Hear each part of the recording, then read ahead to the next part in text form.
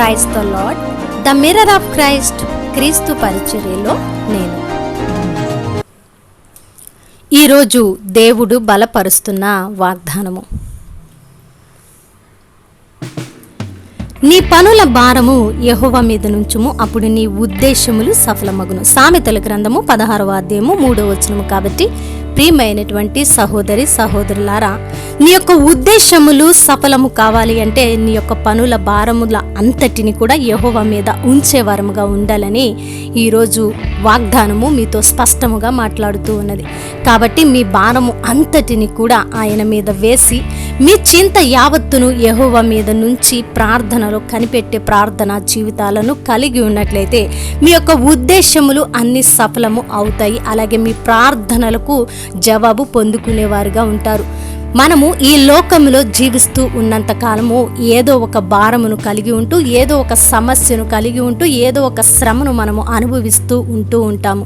అటువంటి భారముల అన్నిటి యందు నీవు యెహోవా మీద వేసి నీ చింత యావత్తు ఆయన మీద ఉంచి నీవు నీ ప్రార్థనా సన్నిధిలో కనిపెట్టే వారముగా ఉన్నట్లయితే మీ యొక్క ప్రతి ఉద్దేశము కూడా సఫలము అవుతుంది. ప్రియమైనటువంటి స్నేహితులారా, ఈరోజు మీరు ఏ భారమును కలిగి ఉన్నారో నాకు తెలియదు, కానీ అనేక భారములను మనము చూస్తూ ఉన్నాం.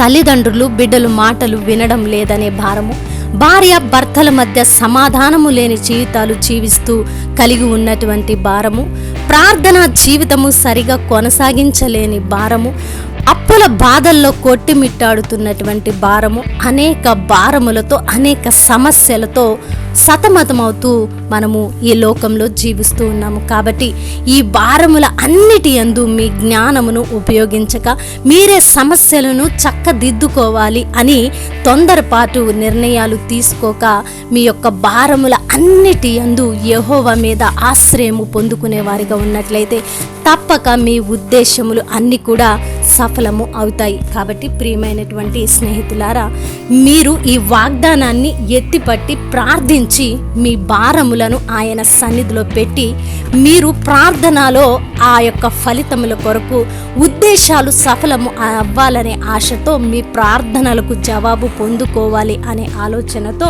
ప్రార్థనలో కనిపెట్టే వారముగా ఉండాలి. లోకానుసారముగా మీ భారము అంతటిను ఆయన మీద వేయండి.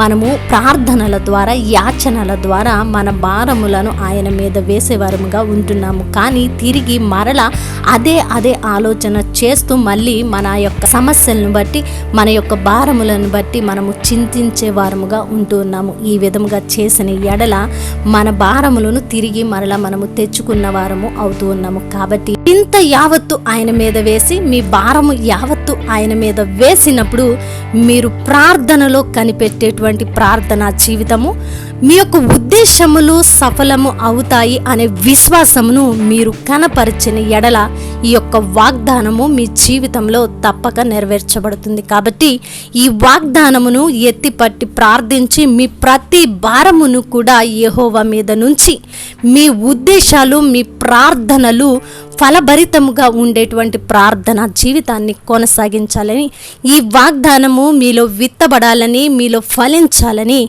దేవుని సన్నిధిలో అతి మిక్కిలి వినయంతో ప్రార్థిస్తూ ద మిర్రర్ ఆఫ్ క్రైస్ట్, క్రీస్తు పరిచర్యలో నేను. దేవుడు మిమ్మును దీవించును గాక. ఆమేన్.